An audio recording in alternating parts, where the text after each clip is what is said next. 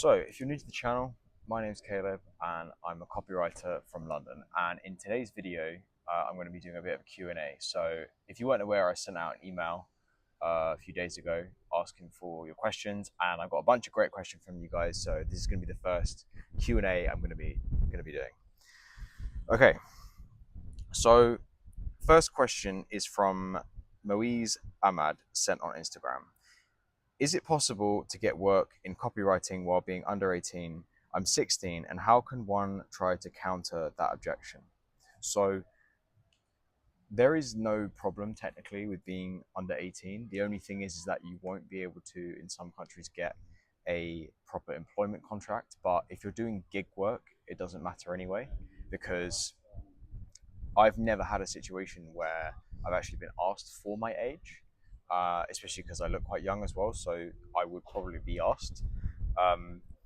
But I don't think that it would ever come up. But I would just counter that objection by saying, well, if you can deliver results, business owners aren't exactly going to mind. Like, it doesn't really matter if you can deliver results. It doesn't matter how old you are.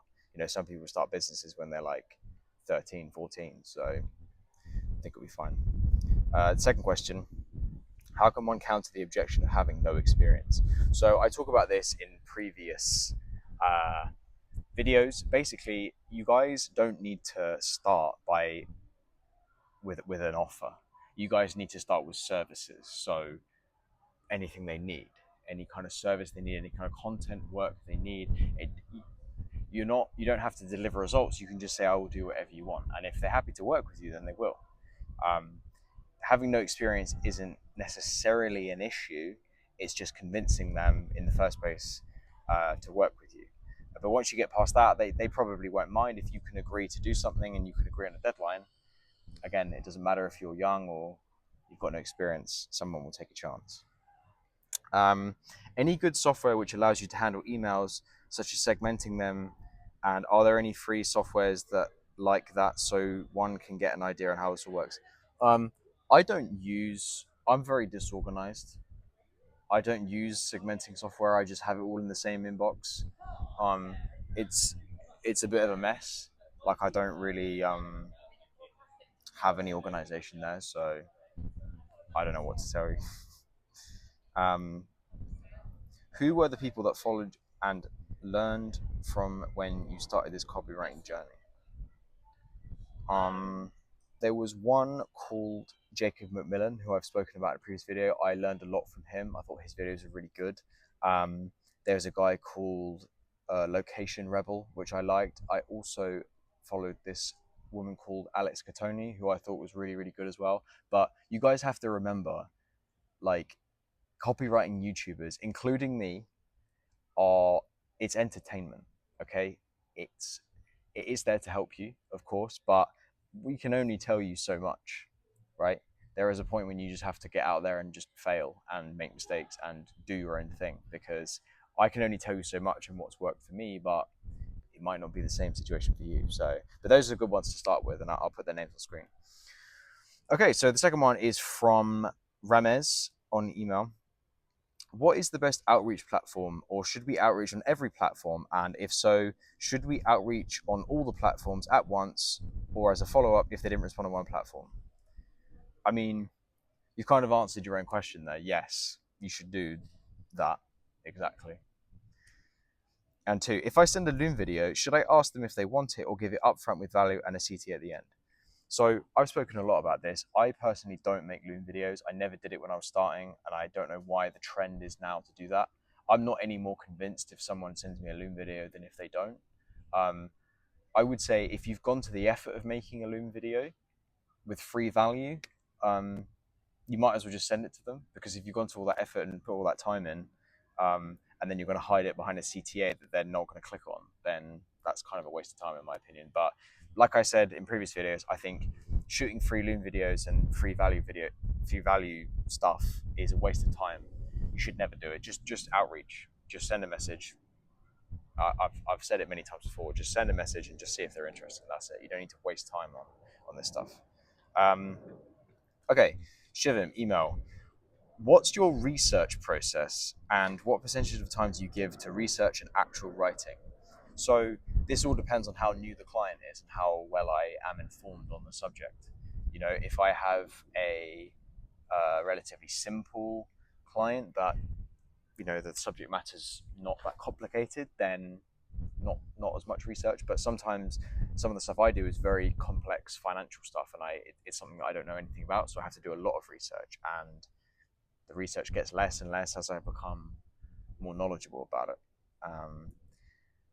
The next question, and what percentage of time do you give to research and actual writing? Again, yeah, I've answered the question. Like, it just depends on how far along in the process I am. And obviously with SEO interlinking, you quite often have to do a lot of research at the start to come up with the content plan in the first place. And then everything becomes a little bit easier.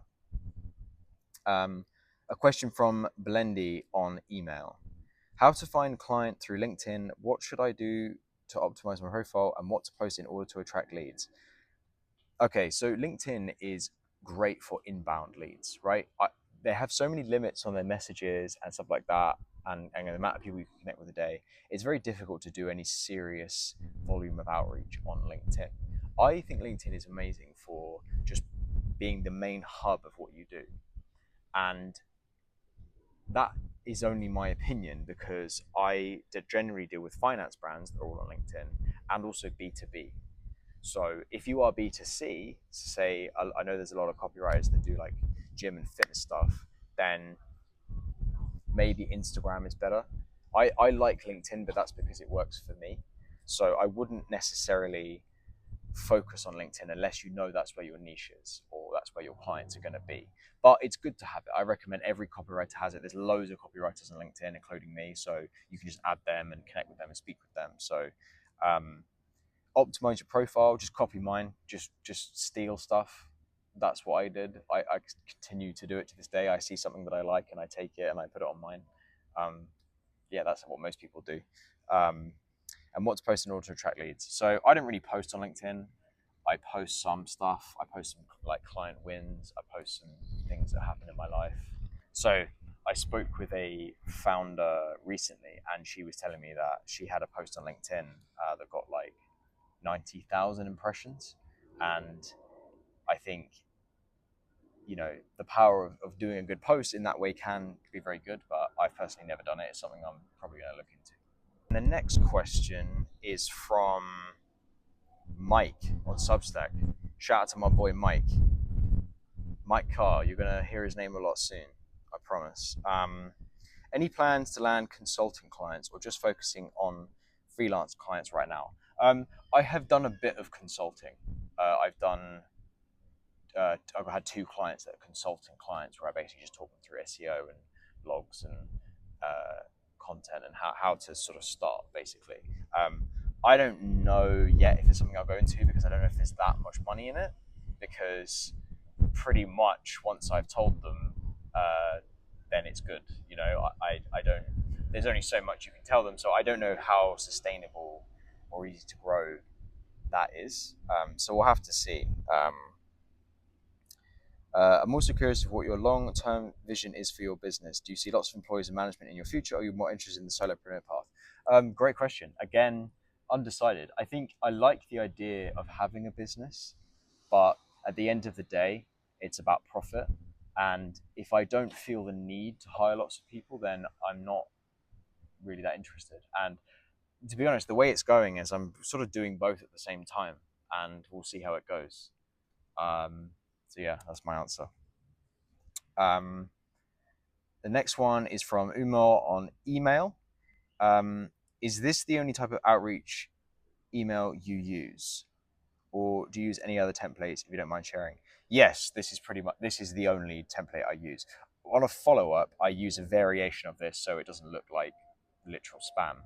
It's just the same, but it says like, oh, just in case you missed this, do you need any help with your content strategy? So yeah, it's the same. I don't think there's any reason to complicate outreach. At the end of the day, it's just like DMing someone. It's just like, hey, hey, hey. It doesn't have to be this really complicated thing, right? It can just be something very simple.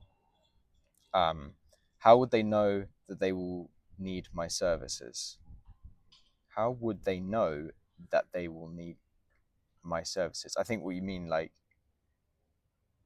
so how will I know that they need my services? How would they know? How would they know that they will need my services? Well, they don't, right? They either do or they don't know. And if they do want it, they will tell you. And if they're curious, they will tell you, and then you can work from there. But this is why I have this very simple method of outreach, because in my opinion, either they want to work with you or they don't. And nothing you say is going to change that. Like, I get DMs all the time from thumbnail designers and video editors, and you can probably see them in the comments.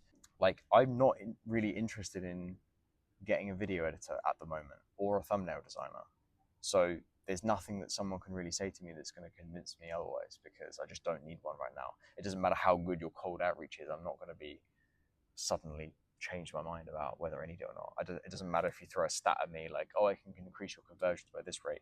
I'm not looking for one personally. And it's the same with your outreach. If they're not looking for content or copywriting services, they're just not going to reply, or they're going to say no thanks.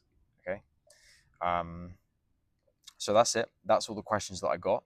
Hope you took some value from that. I'd love to do another one. So let me know in the comments if you have any more questions, and I can do another outreach on email and collect some more questions from you guys. So I'd love to answer them. But yeah, in the meantime, subscribe to my newsletter. There's a bunch of stuff on there. You might find the answers to what you're looking for already. So yeah, enjoy, and I'll see you in the next one.